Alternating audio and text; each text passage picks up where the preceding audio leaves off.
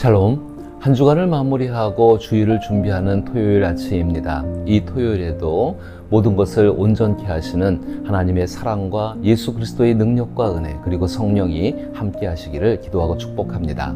함께 읽고 묵상할 말씀은 데살로니가전서 3장 1절부터 5절 말씀입니다. 이러므로 우리가 참다 못하여 우리만 아덴에 머물기를 좋게 생각하고 우리 형제 곧 그리스도의 복음을 전하는 하나님의 일꾼인 디모데를 보내노니 이는 너희를 굳건하게 하고 너희 믿음에 대하여 위로함으로 아무도 이 여러 환난 중에 흔들리지 않게 하려 함이라. 우리가 이것을 위하여 세움 받은 줄을 너희가 친히 알리라. 우리가 너희와 함께 있을 때에 장차 받을 환난을 너희에게 미리 말하였는데 과연 그렇게 된 것을 너희가 아느니라. 이러므로 나도 참다 못하여 너희 믿음을 알기 위하여 그를 보내었노니 이는 혹 시험하는 자가 너희를 시험하여 우리 수고를 헛되게 할까 함이니. 아멘. 오늘 저는 이 말씀을 가지고 성령 안에서 염려하는 마음에 대해 생각해 보고자 합니다. 데살로니가전서 3장 1절부터 10절에는 바울이 데살로니가 교회에 디모데를 보내는 마음과 돌아온 디모데로부터 소식을 들은 바울의 감사가 담겨 있습니다. 성경을 연구하는 이들은 예수님께 친히 배운 사람을 사도라 부르며 사도들에게 배운 사람들을 속사도라고 합니다. 디모데는 사도 바울과 함께 복음을 전하는 속사도로서 바울의 사역 전반에 걸쳐 중요한 역할을 담당했습니다. 디모데는 아버지와 아들이 마음을 같이 하듯 바울과 같은 마음으로 데살로니가에 남아있는 교인들의 상황을 살피고 돌아왔습니다. 이러한 디모데의 모습은 바울이 성령 안에서 느꼈던 염려에 대한 성령의 위로를 대신하는 역할을 했다고 할 수 있습니다.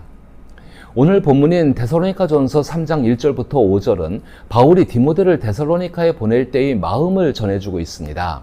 과연 그의 마음은 어떠했을까요? 이를 한 가지 예로 설명해 보고 싶습니다. 어떤 사람에게 장성한 딸이 있는데 그 딸이 잘 알지 못하는 나라로 배낭여행을 떠났습니다. 그런데 그곳 생활이 너무 즐거워서 몇 주 동안 집에 한 번도 전화하지를 않았습니다. 딸과 연락할 방법이 없었던 부모는 걱정과 근심에 휩싸였습니다. 결국 교회 전체가 모여 기도회를 열고 하나님께 도움을 구했습니다. 그리고 다음 날 그 딸에게서 전화가 왔습니다. 딸의 목소리는 매우 즐겁고 태평했습니다. 부모님들은 밤늦게까지 깨어 자식들을 걱정합니다. 이러한 모습은 너무나 자연스러워서 우리는 이를 인간의 일상적인 삶의 일부로 받아들입니다. 하지만 자식들은 대개 부모가 자신들을 얼마나 깊이 생각하며 그들의 행복을 염려하고 일어날지도 모를 여러 가지 일 때문에 밤새 뒤척인다는 사실을 전혀 짐작하지 못합니다. 염려에 대해서 우리는 유연성을 가져야 합니다. 예수님께서는 마태복음 6장 25절로부터 34절까지 해서 염려하지 말라라고 권면하셨고 바울은 빌립보서 4장 6절에서 그리고 경건한 신자들은 아무것도 염려하지 말라라고 종종 권면합니다. 물론 하나님을 전적으로 신뢰하지 못하게 하는 병적인 염려가 분명히 존재합니다. 그러한 염려는 마땅히 거부해야 합니다. 그러나 우리가 다른 사람을 책임지는 위치에 있을 때 염려는 정당하고 자연스러운 감정이며 적절하게 표현되어야 합니다. 바울이 실로아노와 디모데와 함께 아테네에 머물면서 데살로니가 사람들에 대한 생각으로 마음이 가득 차 그들이 어떻게 지내는지 살피기 위해 디모데를 보내기로 결정한 것도 바로 이런 성령 안에서 염려하는 한 예입니다. 데살로니가전서 3장은 바울이 이 편지를 쓰게 된 중요한 이유를 우리에게 알려줍니다. 디모데는 좋은 소식을 가지고 바울과 그의 동료들에게 돌아왔습니다. 디모데가 전한 소식은 데살로니가 교인들이 고난을 겪고 있지만 그럼에도 불구하고 믿음을 굳건히 지키며 훌륭한 마음가짐을 가지고 있었다는 것입니다. 그러나 여전히 데살로니가 교인들 사이에는 해결해야 할 여러 가지 질문들이 남아 있었습니다. 디모데는 그 사실을 바울에게 알렸고 데살로니가전서 4장과 5장에서 그 질문에 대해 다루고 있습니다. 데살로니가전서 3장은 바울의 염려를 설명하듯 이 본문은 위대한 목자이신 예수님께서 양무리에 대해 어떤 염려를 하시는지를 보여줍니다. 바울은 자신의 심정을 통해 그 예수님의 마음을 전하고 있는 것입니다. 바울이 염려한 것은 바람에 휘둘려 올바른 항로에서 벗어난 배처럼 혹은 유혹의 말에 넘어가 올바른 길에서 벗어난 사람처럼 데살로니가 교인들이 진로를 잃을 가능성이 있다는 점이었습니다. 바울이 전하는 메시지는 데살로니가 교인들이 겪는 고난 자체가 그들을 혼란에 빠뜨리는 원인이 될 수 있다는 것입니다. 또한 이러한 고난의 한가운데 그들에게 가까운 소중한 사람들이 예수님에 대한 깊은 충성심을 조금이라도 타협하려고 권유할 수도 있다는 의미인 것입니다. 어떤 경우이든 위험에 처한 그들의 삶의 특징을 잘 드러내는 핵심 단어가 2절과 5절에 포함되어져 있습니다. 데살로니가전서 3장 2절에서 우리 형제 곧 그리스도의 복음을 전하는 하나님의 일꾼인 디모데를 보내노니 이는 너희를 굳건하게 하고 너희 믿음에 대하여 위로함으로, 또 5절에서는 이러므로 나도 참다 못하여 너희 믿음을 알기 위하여 그를 보내었노니 이는 혹 시험하는 자가 너희를 시험하여 우리의 수고를 헛되게 할까 함이니. 2절과 5절에서 믿음이라는 단어는 신실함, 충성심, 신의라는 의미를 함께 담고 있습니다. 바울은 믿음이라는 표현을 통하여서 신실함, 충성심, 신의가 동시에 작용하고 있어야 함을 강조합니다. 그가 염려하는 것은 데살로니가 교인들이 확고하게 붙들고 있는 복음, 즉 새로운 왕이신 예수님에 대한 올바른 충성심을 포기하거나 타협하는 것입니다. 바울에게 있어 믿음은 하나님과 복음에 대한 개인적인 신뢰와 깊이 연결되어 있습니다. 신약 성경에서 말하는 믿음은 단순한 신뢰를 넘어 인간이 보여주는 신뢰와 신뢰받을 만한 신뢰성을 모두 포함하는 폭넓은 개념입니다. 믿음은 한편으로는 사랑과 결합되며 다른 한편으로는 충성과 연결됩니다. 유대교와 기독교적 관점에서 하나님을 믿는다는 것은 단순한 신념을 넘어서는 것입니다. 이 신념은 하나님 자신에 관한 사실뿐만 아니라 하나님께서 세상 속에서 행하신 일들, 예를 들어 이스라엘을 애굽에서 구원하신 일이나 예수님을 죽은 자들 가운데서 살리신 일을 진리로 받아들이는 것을 의미합니다. 예수님이 말씀하신 믿음은 하나님께서 예수님을 통해 하나님 나라를 이루시기 위해 확고히 일하신다는 사실을 인정하는 것입니다.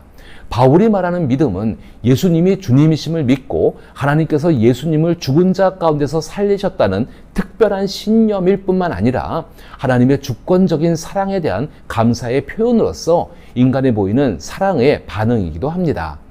바울은 이 믿음을 그리스도 안에서 하나님의 백성이 되었음을 나타내는 유일한 표지로 보았으며 이는 율법의 행위로는 결코 얻을 수 없는 것이라고 강조했습니다. 이러한 믿음은 복음의 핵심, 즉 예수님의 죽음과 부활에 대한 우리의 신앙과 깊이 연결되어 있습니다. 예수님께서 행하신 사건들과 그에 담긴 복음의 메시지를 통해 자신을 드러내시는 하나님께 우리가 끝까지 신실함을 지키는 것과 밀접한 관련이 있다는 것입니다. 당연한 말이지만 특히 교회가 핍박을 받을 때 이 핵심적이고 복합적인 신앙의 속성, 즉 믿음이 공격받기 쉽습니다. 때로는 우리 마음속에서 정말 이것이 하나님께서 하시는 일인가 하는 의심의 목소리가 들리기도 하고 친구나 가족들의 믿음 없는 속삭임이 들려오기도 합니다. 좀 더 직접적으로 표현하자면 너는 정말 이런 일들이 일어나도록 내버려 두시는 하나님을 믿을 수 있니? 예수님과 관련된 이상한 사건들을 믿을 수 있니? 차라리 이방 우상이나 황제에게 무릎 꿇는 것이 훨씬 쉽지만 그럼에도 불구하고 왕이신 예수님께 대한 헌신과 충성을 계속 고집할 거니? 그렇게 많은 손해를 감수하면서도 말이야 라는 말을 들을 수 있다는 것입니다. 예수님께서 경고하셨듯 바울도 데살로니가 교인들이 이러한 말을 듣게 될 것을 알고 있었습니다. 바울은 데살로니가 교인들 뒤에 유혹하는 자들이 있어 그들을 시험하고 믿음을 약화시킨다는 사실을 잘 알고 있었습니다. 다만 바울이 알지 못했던 점은 그런 유혹자들 앞에서 데살로니가 교인들이 어떻게 반응할지 알 수가 없었던 것입니다. 그로 인해 사실 바울은 자신이 데살로니가에서 수고한 모든 일이 무너질 수 있다는 생각에 깊은 괴로움을 겪기도 했습니다. 그런 생각은 바울에게 끔찍한 악몽 같습니다.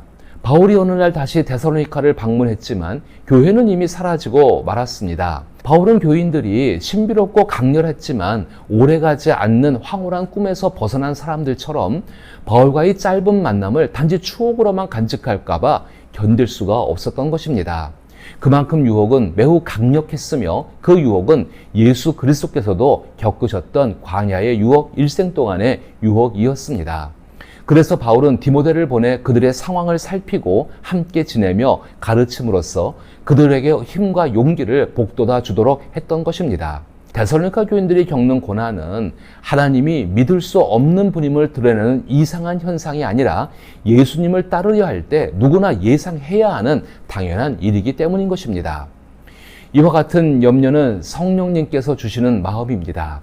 진실한 그리스도인이었던 바울도 자신에게 여러 교회를 위한 염려가 있다고 고백합니다. 성령이 우리 마음속에서 생각하게 하시는 우리의 염려는 어떤 것일까요? 복음이 전하는 대로 우리의 왕이신 예수 그리스도에 대한 각자의 삶 속에서 이루어지는 충성이 혹시 유혹에 흔들리지 않을까 하는 염려일 것입니다.